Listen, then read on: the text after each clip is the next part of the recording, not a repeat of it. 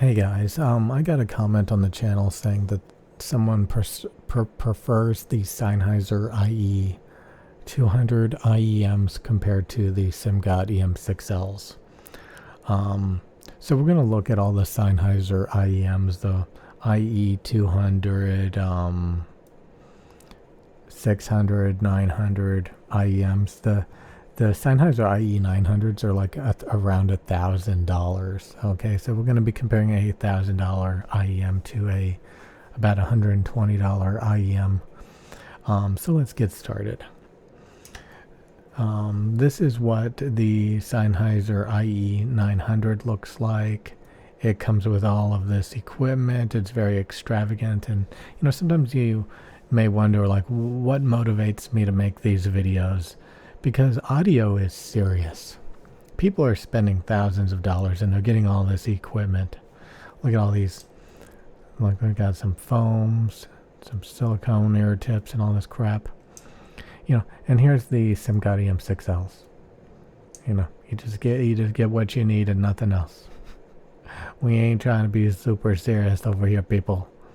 So we've okay, so here's the comment. I prefer the IE200 by Sennheiser, and I've tested both, and this was on a video called The World's Best Sounding IEM is about $100, where I say the Simgot EM6L are the best.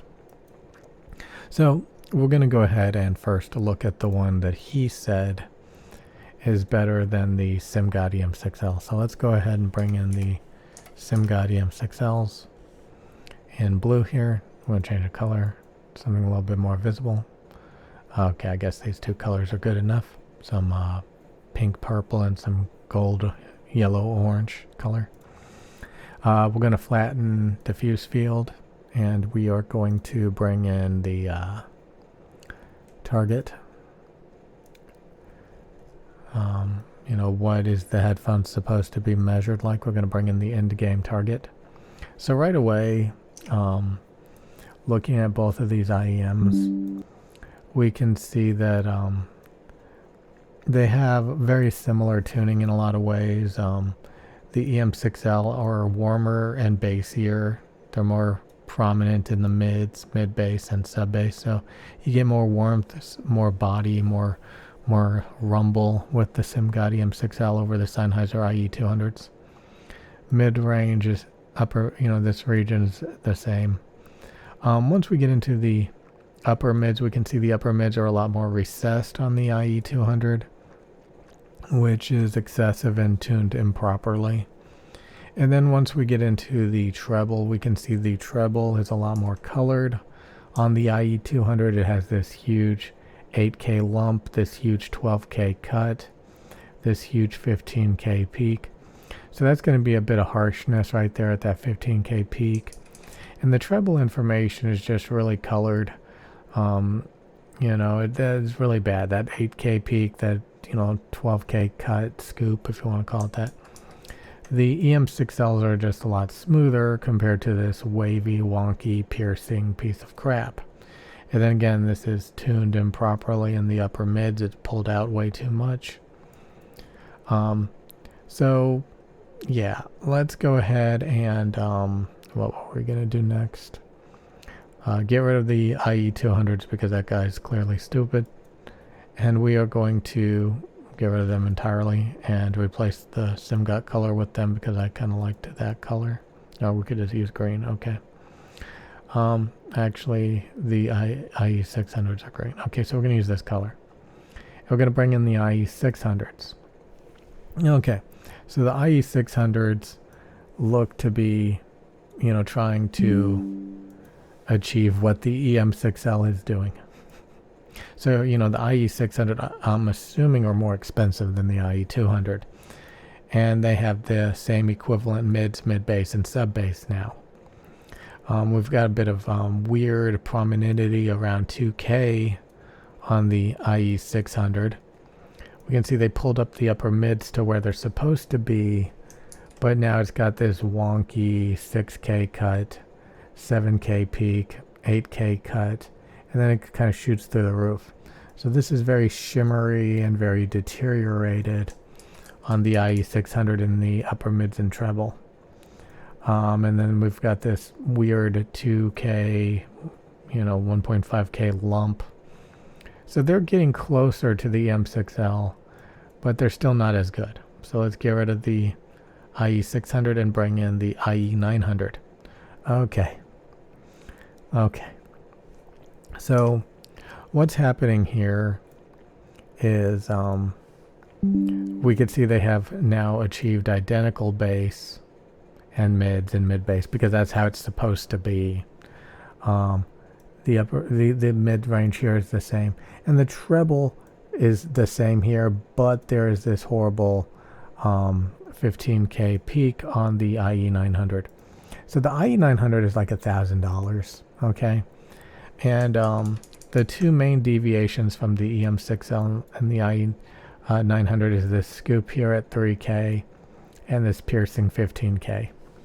Okay, so you may be wondering, what are they doing with that 3K, 4K scoop?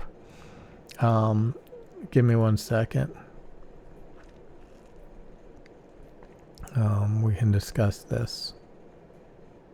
I have to find the thing.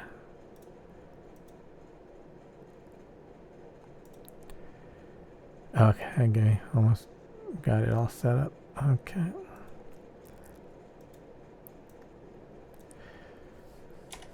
Okay, so this is the headphone target over here. This color's not the best, but this is the headphone target over here that we see over here, this dotted line. This dotted line right here. That's the same as this thing right here. Okay, so scooping around 3 to 4K here, this dotted line scoop here, this is where soundstage is. So scooping here, the more you scoop out here, the farther the presence and vocals sounds, the presence. The more you scoop out the upper mids, the wider the soundstage, the wider the ear gain. So this is attempting to have a huge wide soundstage, like everything is like far away, with a combination of a huge engulfing warm boomy bass. So imagine things are really far away, but you're just engulfed in bass and rumble, and then you have like crystal clear treble with this harsh 15K peak. Okay, so crystal clear, far away, but at the same time warm and boomy and engulfing to a obscene degree with this huge scoop here. Again, that's the ear gain scoop. If we unflatten this, we can see that. So we typically targets. So this is diffuse field. Typically targets will scoop out that ear gain a bit. This one's scooping out a lot. And then they add a bass boost. Okay, they add a bass boost. So bass boost, ear gain scoop, diffuse field level mids, diffuse field level treble. So diffuse field, boost, scoop. Okay, you see that? Bass boost, ear gain scoop, diffuse field. So typically you do a scoop in the upper mids for a wide sound stage, and then you add a warm boomy bass boost, because diffuse field sounds, really thin. All right, trying to change the color so they don't look so similar. So, even the IE900 is just ridiculous. All right. Oh, we also forgot to check out the foam ear tips. Hold on. If we look at the foam ear tips, so again, the IE900s come with foam ear tips. So we have a measurement for those, and that's called standard foam. So if we look at the standard foam compared to just the silicone ear tips, the standard foam are a lot more jittery in the treble, a lot more harsh, grating, chewed up. So I don't see a reason why you would want to use the foam, because the foam just kind of makes it more piercing and chewed up than it already is in red. So I don't know why they included the foam. And again, you can get the Simgot EM6Ls in green, and you get a nice smooth treble bubble. Without the deterioration and overhyped shrillness of the Sennheiser series of IEMs. So anyway, I hope this teaches you something. This guy's kind of stupid. You'll notice time and time again, companies making all these product variations, and they a lot of times get closer and closer to the end game target that I developed, because I realize this is how it's supposed to sound, and all these companies are, every time they try to improve their audio equipment, it gets closer to the end game target, but they usually fail in some way. Anyway, I'll see you guys later.